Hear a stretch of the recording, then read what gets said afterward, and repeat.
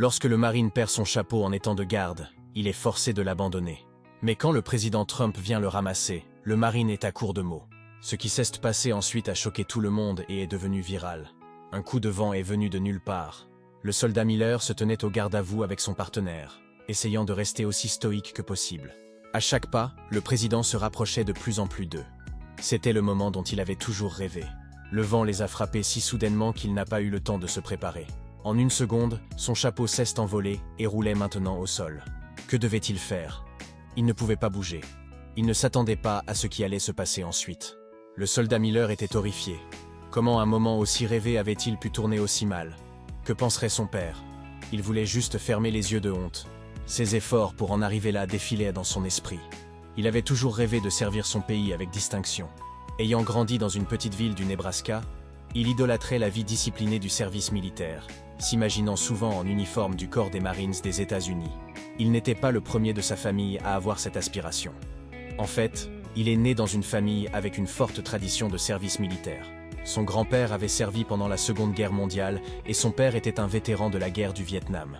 Dès son plus jeune âge, des histoires de bravoure et de sacrifice ont nourri son imagination, préparant la voie pour son propre chemin vers le service.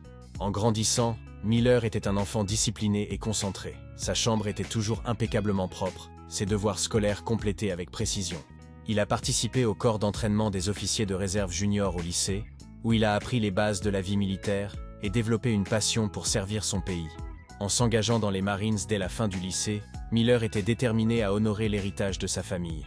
La décision n'était pas sans défi. Sa mère, bien que fière, était également anxieuse des dangers qu'il pourrait rencontrer. Son père, cependant, comprenait la vocation de son fils et soutenait sa décision sans réserve. Le jour où Miller est parti pour le camp d'entraînement était douxamé, rempli de larmes de fierté et d'inquiétude. Le camp d'entraînement a été une expérience transformative pour Miller. Les défis physiques éprouvants, combinés à la dureté mentale requise, l'ont forgé en un Marine discipliné et résilient. Chaque jour était un test d'endurance, des exercices matinaux aux séances d'études tard dans la nuit. Il a appris à manier diverses armes, maîtrisé le combat à main nue et compris l'importance du travail d'équipe et de la camaraderie. Ses instructeurs ont noté son attention exceptionnelle aux détails et son sens du devoir inébranlable, des qualités qui, espérait-il, lui permettraient de remplir des missions prioritaires un jour. Il voulait être le meilleur des meilleurs, ce qui se reflétait dans les récompenses qu'il a reçues dès le début de sa carrière. Les débuts de carrière de Miller ont été marqués par une série de distinctions et de promotions. Sa première affectation a été dans une zone de conflit où il a prouvé sa valeur sous le feu ennemi. Il a fait preuve d'une bravoure exceptionnelle lors d'une embuscade, aidant à sauver plusieurs de ses camarades Marines. Cet acte d'héroïsme n'est pas passé inaperçu, et il a reçu une récompense pour sa bravoure. Cette reconnaissance, cependant, ne lui monta pas à la tête. Miller resta humble, toujours concentré sur son devoir et les responsabilités qui en découlaient. Mais même aussi humble qu'il était, il cherchait toujours une nouvelle affectation, meilleure et plus exigeante que la précédente. Son besoin de se prouver était extrêmement évident à travers cela. Vous pouvez donc imaginer sa joie lorsqu'il a été affecté à une tâche qui était son rêve littéral, quelque chose qu'il avait toujours fantasmé, mais qu'il n'avait jamais envisagé de vivre. Le soldat Miller était assis sur son lit lorsqu'il a été convoqué par son commandant. Sachant que cela devait concerner une affectation, il se dirigea rapidement vers son bureau. Son esprit courait à différentes possibilités. Serait-il envoyé dans une jungle reculée, ou peut-être de retour dans le désert? Il avait déjà été affecté à une telle variété de missions qu'il ne pensait vraiment pas que quelque chose pourrait encore le surprendre. Bien sûr, il avait terriblement tort, car ce qu'il allait entendre le fit presque crier de joie. Son commandant, aussi stoïque que jamais, le regarda de haut en bas et se racla la gorge avant de lui annoncer qu'il était requis pour aider le commandant en chef lors de la sécurité. Au début, l'esprit de Miller courait pour comprendre ce que cela signifiait. Mais ensuite les pièces commencèrent lentement à se mettre en place. Il dut tout faire pour ne pas sourire. Le commandant continua son briefing en indiquant qu'il serait requis de se tenir au garde-à-vous à la base aérienne Andrews en Allemagne, où le président assisterait au sommet du G20. Être sélectionné pour garder la base aérienne Andrews était un honneur significatif. La position nécessitait non seulement une allure militaire impeccable, mais aussi le plus haut niveau de confiance et de responsabilité. Pour Miller, c'était un rêve devenu réalité. Lorsque ses collègues ont appris son affectation, ils ont immédiatement commencé à le taquiner. Il plaisantait en disant qu'il pourrait oublier une partie de son uniforme ou avoir du dentifrice sur le visage. C'était juste pour rire, mais Miller ne pouvait s'empêcher de craindre, au fond de lui, qu'il puisse faire une erreur. Tant de choses étaient en jeu pour une mission comme celle-ci, il devait être à son meilleur. Il passa d'innombrables heures à se préparer, s'assurant que chaque aspect de son uniforme était parfait et que son comportement correspondait au devoir solennel qu'il s'apprêtait à entreprendre. Le processus de confirmation pour cette mission prestigieuse fut rigoureux. Miller dut passer une série d'évaluations, y compris des tests de conditions physiques, des évaluations psychologiques et des vérifications de son passé. Son dossier de service exemplaire et les distinctions qu'il avait reçues jouèrent un rôle crucial dans sa sélection. Lorsque l'avis officiel arriva, Miller ressentit un immense sentiment de fierté et de responsabilité. Il savait que ce n'était pas seulement un honneur pour lui, mais aussi pour sa famille. Lorsqu'il eut la permission de les informer, il appela immédiatement chez lui. Il pouvait entendre la fierté dans la voix de son père lorsqu'il reconnut son accomplissement.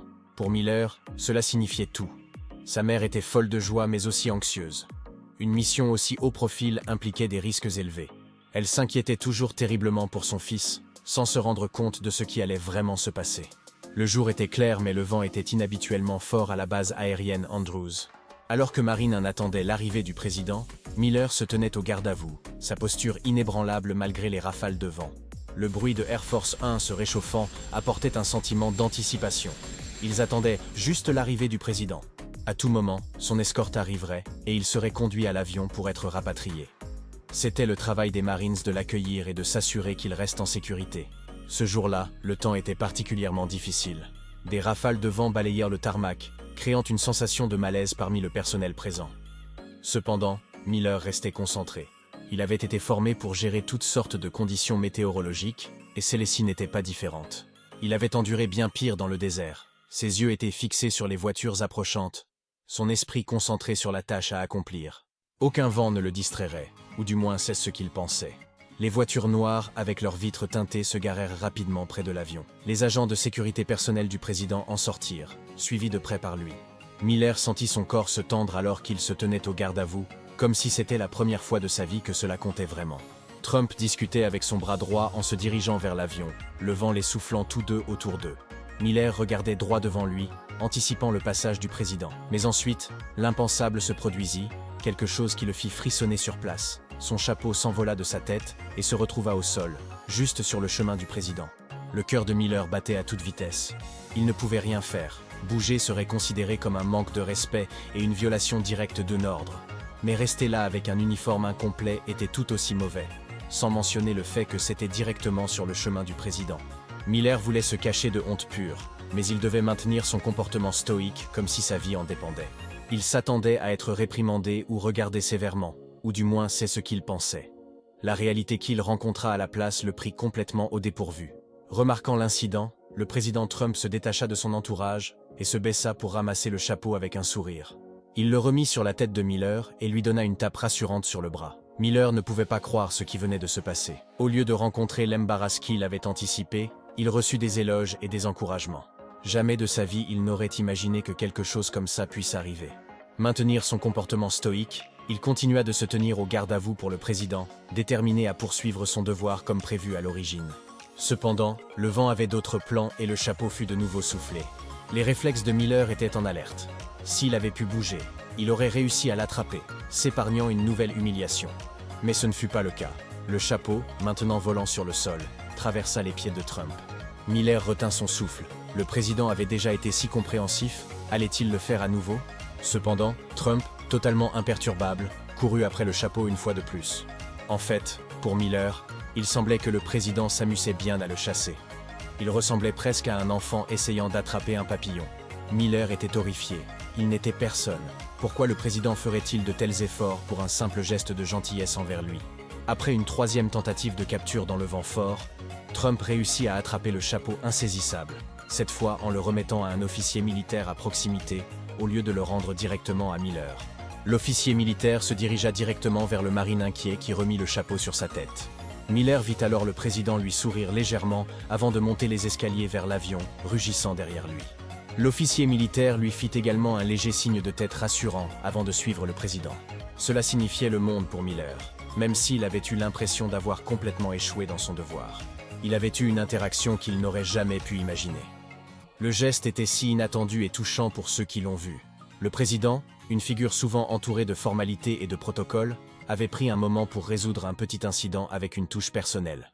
Le simple acte de ramasser le chapeau et de le remettre sur la tête de Miller était un puissant symbole de respect et de camaraderie.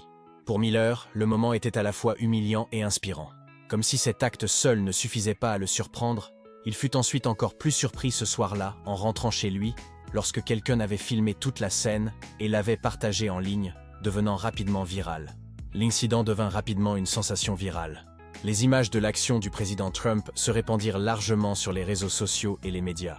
Les médias soulignèrent le geste inattendu du président, notant qu'il était rare qu'un président se livre à un acte aussi personnel et spontané. Les analystes et commentateurs furent rapides à offrir leurs interprétations, certains louant le comportement terre-à-terre de Trump, d'autres voyant cela comme une mise en scène pour une publicité positive. Malgré les opinions variées, le consensus général était que l'incident avait humanisé le président, montrant un côté de lui rarement vu en public. Les réseaux sociaux étaient en ébullition de réactions allant des éloges sincères aux mêmes humoristiques. Les images du président courant après le chapeau et le rendant à Miller devinrent un moment emblématique, rejoué d'innombrables fois à la télévision et en ligne. Pour le soldat Miller, le moment était surréaliste. Les protocoles stricts et la formation ne l'avaient pas préparé à une interaction aussi inhabituelle et personnelle avec le commandant en chef. Sa réaction initiale fut une surprise, mais il retrouva rapidement son calme en se concentrant sur le maintien de son comportement professionnel. L'incident lui laissa un sentiment de fierté, sachant qu'il était resté ferme dans son devoir malgré le tournant inattendu des événements. Ses parents l'appelèrent dès qu'il rentra chez lui. Ils avaient vu la scène à la télévision et l'avaient rejouée plusieurs fois. Ils se sentaient très honorés que, parmi toutes les personnes, c'était leur propre fils que le président avait décidé de traiter avec tant de respect et d'humanité. Dans les jours qui suivirent, Miller réfléchit à l'incident avec un mélange de fierté et d'humilité. Il reçut de nombreux messages de soutien de la part de sa famille, de ses amis et de ses camarades Marines. Ses officiers supérieurs le félicitèrent pour son sang-froid et son professionnalisme. Miller comprit que bien que l'incident lui ait apporté une renommée inattendue, il devait rester concentré sur ses responsabilités. Les valeurs fondamentales du corps des Marines, honneur, courage et engagement, restaient ses principes directeurs. À travers le pays, des personnes de tous horizons exprimèrent leur avis sur l'incident. Les vétérans exprimèrent leur fierté en voyant un camarade honoré de cette manière. Les civils apprécièrent le rare aperçu d'un moment authentique et non scripté. Pour beaucoup, l'image du président ramassant le chapeau et le remettant sur la tête de Miller était un puissant symbole de respect et de gratitude que le commandant en chef avait pour les hommes et les femmes qui servent. C'était un moment qui transcendait la politique, résonnant avec les gens à un niveau humain. Ce n'était pas souvent que l'on voyait cela chez les dirigeants puissants. Bien qu'ils puissent toujours commander et louer leurs militaires, ils n'étaient pas habituellement prompts à se mettre à leur niveau, contrairement à ce que le président Trump venait de faire. Quelle belle histoire exhibant la pure humanité, indépendamment du pouvoir. Comment vous seriez-vous senti si vous étiez à la place de Miller? Que pensez-vous des actions du président? Étaient-elles sincères ou calculées? Faites-nous savoir ce que vous en pensez dans les commentaires ci-dessous. Merci de nous avoir regardés. À la prochaine fois.